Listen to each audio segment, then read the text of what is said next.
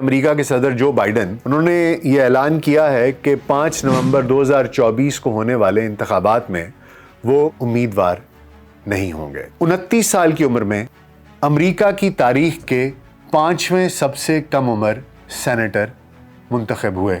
इनके 3 बहन भाई थे, 2 भाई जेम्स और फ्रैंक और एक बहन थी जिनका नाम वैलेरी था। प्रेसिडेंट मेडल ऑफ फ्रीडम 2017 में प्रेसिडेंट ओबामा ने इनको प्रेसिडेंशियल मेडल ऑफ फ्रीडम अता किया था। और किस्मत की सितम ज़रीफ़ी देखिए कि उनके सेनेटर इलेक्ट होने के 1 माह बाद ही उनकी बीवी और बेटी दोनों एक कार हादसे में मारे गए।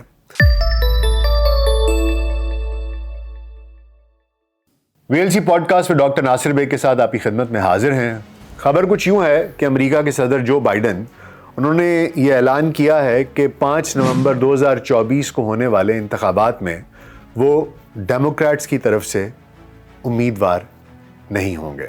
वो अपनी उम्मीदवारी से दस्तबरदार हो गए हैं। इसके पीछे बहुत से मुहर्रिकात हैं और सबसे बड़ा रीज़न ये है, सबसे बड़ी वजह ये है कि वो बहुत बूढ़े हो चुके हैं। बाइडन की उम्र इस वक्त 81 बरस की है और वो 82 साल के हो जाएंगे इस नवंबर में। और इसके बाद ये भी देखा गया है कि अभी तक जो मुख्तलिफ पॉलिटिकल डिबेट्स हैं, जो कि अमेरिका का कल्चर है, डोनाल्ड ट्रंप के अगेंस्ट जब उन्हें पिच किया जा रहा है तो ये देखा गया है कि वो बहुत एक कमज़ोर उम्मीदवार के तौर पर दिखाई देते हैं। इसके अलावा आपको सोशल मीडिया पर बहुत सी मीम्स दिखाई देंगी जिनमें कि जो बाइडन के ऊपर लोग मजाक उड़ा रहे हैं और पप्तियाँ कर रहे हैं और बहुत से उनके मजाक बन रहे हैं, लतीफ़े बन रहे हैं। और ये सब चीज़ें ख़ास तौर पर ट्रंप जिस तरीके से एग्रेसिवली इस कैंपेन को लेकर आगे चल रहे हैं, डेमोक्रेट्स को ये एक ख़दशा और ख़तरा लाहक है कि वो इसका मुकाबला नहीं कर पाएंगे। और पिछले हफ्ते जब से डोनाल्ड ट्रंप की रैली के ऊपर फायरिंग हुई और वो बाल बच गए, उसके बाद से वो और भी ज़्यादा अग्रेसिव हो गए हैं। और इस वक्त दिखाई ये दे रहा है कि रिपब्लिकन उम्मीदवार डोनाल्ड ट्रंप जो बाइडन से बहुत ज़्यादा आगे हैं। इन तमाम हालात के पेश नज़र एक बहुत ज़्यादा प्रेशर था प्रेसिडेंट बाइडन पर कि वो सदारती उम्मीदवार ना बने, उससे दस्तबरदार हो जाएं। बाइडन कोविड का शिकार हो गए जिसकी वजह से वो अपनी कैंपेन्स और रैलीज़ में आ भी नहीं सक रहे। तो एक नज़र डाल लेते हैं सबसे पहले कि बाइडन हैं कौन और इनकी लाइफ कैसी रही है, इनकी क्या क्या अचीवमेंट्स रही हैं, इनकी ज़िंदगी के बारे में कुछ थोड़े से मालूमात हासिल कर लेते हैं। प्रेसिडेंट बाइडन का पूरा नाम जोसेफ रॉबिनेट बाइडन जूनियर है। ये 20 नवंबर 1942 को स्क्रैंटन पेंसिल्वेनिया अमेरिका में पैदा हुए। आज तक इनके जो ओहदे इन्होंने आज तक हासिल किए, president of United states of America 2021 से अभी तक मौजूद हैं। इससे पहले वो वाइस प्रेसिडेंट रहे अमेरिका के 2009 से 2017 तक, और उससे पहले ये सेनेटर रहे 1973 से लेके 2009 तक।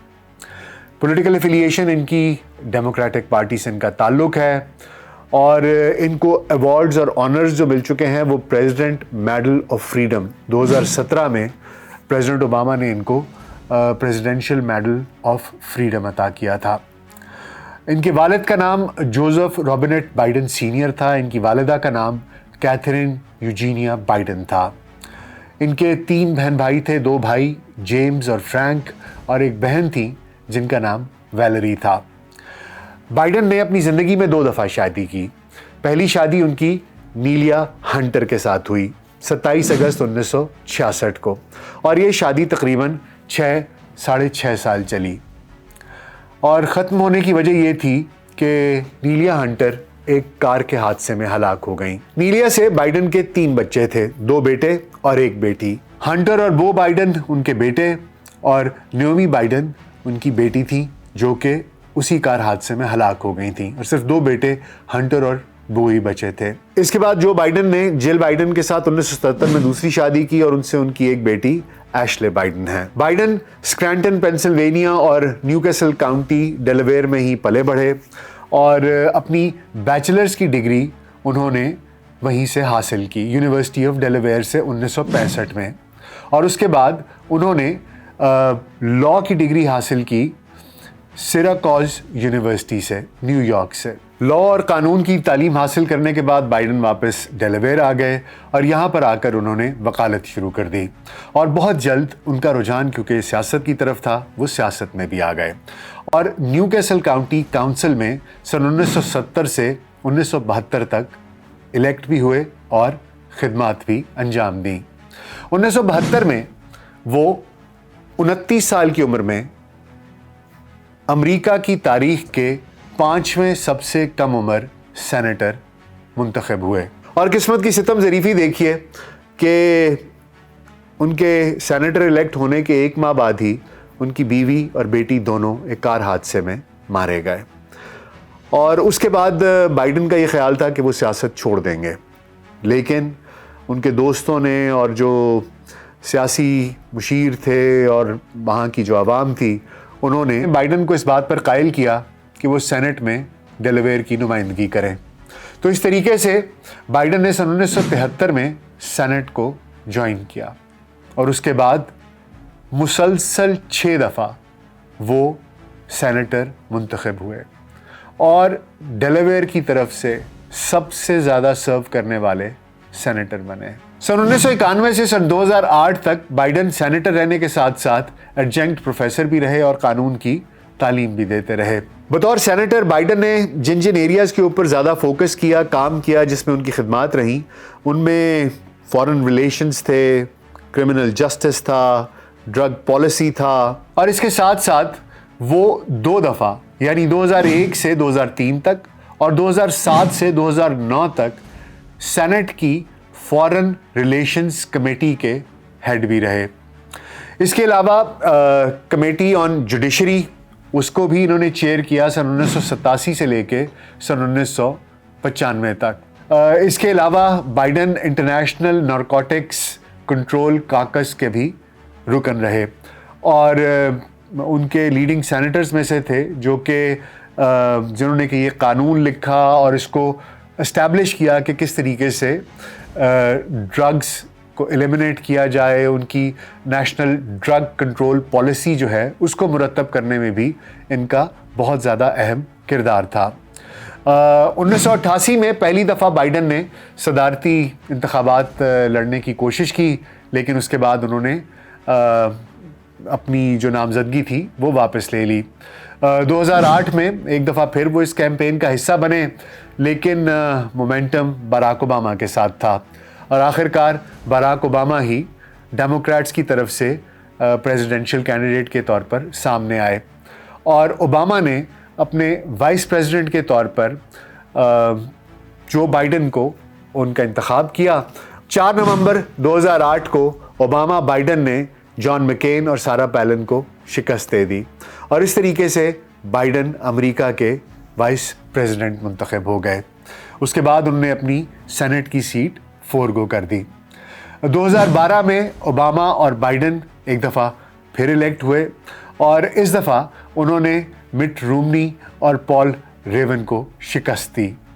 8 साल तक वो अमेरिका के नायब सदर रहे और बहुत सी ऐसे इक़दामात थे जो कि सदर ओबामा ने लिए, बहुत सी ऐसी पॉलिसीज़ थी जो उन्होंने बनाई जिनमें कि बाइडन का बहुत अहम किरदार था, जिसमें कि बहुत दफ़ा बजट क्राइसिस थे जिनको कि एवर्ट करने में बाइडन ने बहुत अहम किरदार अदा किया। इसके अलावा अमेरिका की इराक़ की पॉलिसी वो मुरतब करने में भी इन्होंने एक बहुत अहम किरदार अदा किया। और फिर 2015 में उनके जो बड़े बेटे थे बो बाइडन, उनको दिमाग का कैंसर हो गया और वो जाँबर ना हो सके, उनका इंतकाल हो गया। इस एक्सपीरियंस को उन्होंने रिकाउंट किया है कि एक किताब में जिसका कि नाम है promise me dad a year of hope, hardship and purpose, जो कि 2017 में आई। उसके कुछ महीनों के बाद बाइडन, जो कि अभी तक इस तकलीफ़ से गुज़र रहे थे कि उनके बेटे का इंतकाल हो गया है, उन्होंने ये फ़ैसला किया कि वो अगले सदारती इंतखाबात में हिस्सा नहीं लेंगे। और इस तरीके से हिलरी क्लिंटन, उनको इन्होंने सपोर्ट किया और इन इलेक्शंस में हिलरी क्लिंटन डेमोक्रेट्स की उम्मीदवार बनकर सामने आई और उनको पूरी सपोर्ट जो बाइडन की हासिल थी। लेकिन बदकिस्मती से हिलरी क्लिंटन डोनाल्ड ट्रंप के हाथों मात खा गई, हार गई। बाइडन ओबामा के बहुत करीबी थे और ओबामा ये क्लेम करते हैं, ये कहते हैं कि बाइडन मेरा भाई है। और जनवरी 2017 में ओबामा ने बाइडन को प्रेसिडेंट्स मेडल से भी नवाजा। उसी साल के अवाखिर में बाइडन और उनकी अहलिया ने बाइडन फाउंडेशन का क़याम किया, जो कि चैरिटी के काम करते हैं और मुख्तलिफ कॉजेज़ के लिए काम करते हैं।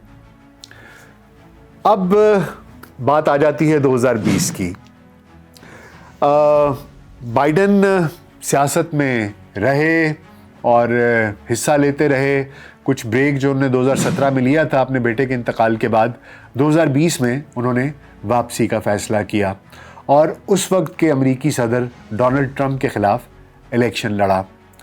ट्रंप एक बहुत सी मुश्किल सिचुएशन में थे। उनको लोग और बहुत सी वहाँ की इस्टेब्लिशमेंट भी शायद उस तरीक़े से पसंद नहीं करती थी, उनके बड़बोले होने की वजह से और उनकी नेचर की वजह से, और वो बहुत सी मुश्किलात का शिकार हो चुके थे।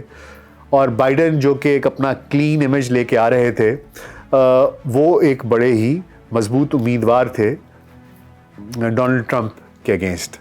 2019 में कुछ ख़वातीन ने जो बाइडन के ऊपर भी कुछ इल्ज़ामात लगाने की कोशिश की, जिनका कि बाइडन ने सिरे से इनकार किया और कहा कि मैंने ज़िंदगी में कभी भी किसी के साथ कोई ना तो बदतमीज़ी की है, ना ही कभी किसी को इनअप्रोप्रिएटली किसी के साथ बिहेव किया है, और इससे उनकी साख पे कोई असर नहीं हुआ।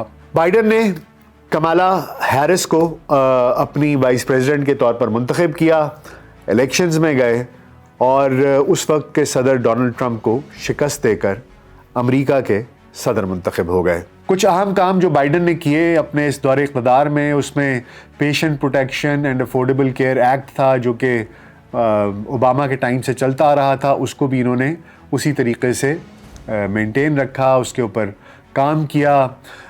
इसके अलावा उन्होंने पेरिस एग्रीमेंट, ये सबसे बड़ा इनका जो एक आप कह लें कि एक अचीवमेंट है, वो ये है कि इन्होंने पेरिस एग्रीमेंट, यूनाइटेड स्टेट्स जो कह रहा था कि हम साइन नहीं करेंगे क्लाइमेट चेंज के ऊपर, वो इन्होंने साइन किया। और जो पहले से ये कहा जा चुका हुआ था कि हम वर्ल्ड हेल्थ ऑर्गेनाइजेशन की रुकनीत से विदड्रॉ करते हैं और पेरिस एग्रीमेंट साइन नहीं करते हैं, वो इन्होंने साइन किया और अमेरिका का इमेज इससे बहुत ज़्यादा बेहतर हुआ। और इसके बाद इन्होंने एक infrastructure investment and job act उसको मुतारिफ़ करवाया 2022 में। इसके बाद रिस्पेक्ट फॉर मैरिज एक्ट, वो इन्होंने इंट्रोड्यूस करवाया। तो ये बाइडन का सफ़र था उनकी पैदाइश से लेके अब तक का। अब बाइडन ने ये फ़ैसला किया है कि वो सदारती उम्मीदवार नहीं होंगे इन इलेक्शंस में 2024 में नवंबर में जो हो रहे हैं, और उन्होंने कहा है कि मैं बस अपना बाकी का जो टेन्योर है प्रेसिडेंट का, मैं चाहता हूँ कि मैं वही अच्छे तरीके से गुजारूँ और फिर घर चला जाऊं और एक लेगेसी छोड़ दूं। खैर, ये फ़ैसला इतना आसान नहीं था। पूरी दुनिया ने उन पर तनकीद की, डेमोक्रेट्स खुद उन पर तनकीद कर रहे थे और वो नहीं चाहते थे कि वो सदारती उम्मीदवार हों। अब $1 मिलियन क्वेश्चन ये है कि बाइडन के बाद अगला सदारती उम्मीदवार कौन होगा। एक नेचुरल चॉइस शायद कमाला हैरिस ही बनती हैं कि शायद वो उम्मीदवार बन जाए, लेकिन मामलात इतने आसान हैं नहीं। इसके लिए अगर तो उन पे इत्तफाक हो जाता है तो और बात है, नहीं तो ये मामला फिर दोबारा डेमोक्रेट्स की काउंसिल में जाएगा, जहाँ पर कि उनको 3000 वोट्स चाहिए होते हैं और उसके डिफरेंट प्रोसेसेस होते हैं और बड़ा लंबा चौड़ा एक मामला है जो कि वहाँ चलेगा, और इलेक्शंस को सिर्फ 100 दिन रह गए हैं। तो इस तरीके से डेमोक्रेट्स जिसे कहते हैं कि वो they are in hot water, वो बहुत ही मुश्किल सिचुएशन में हैं, और लगता यही है कि इस दफ़ा डेमोक्रेट्स ये इलेक्शंस जीत नहीं पाएंगे। बहुत से और भी नाम सामने आ रहे हैं, कुछ लोग किसी का नाम ले रहे हैं, कुछ लोग किसी का नाम ले रहे हैं। बाज़ हल्के मिशेल ओबामा का नाम भी ले रहे हैं, बाज़ हल्के हिलरी क्लिंटन का नाम भी ले रहे हैं। लेकिन खैर देखिए क्या होता है क्या नहीं होता, कौन डेमोक्रेट्स का सदारती उम्मीदवार होगा। फ़िलहाल Donald Trump is going strong, लगता यही है कि he will rock these elections. आपका इस बारे में क्या ख्याल है, हमें ज़रूर बताइएगा। अपना ख्याल रखिएगा, शुक्रिया।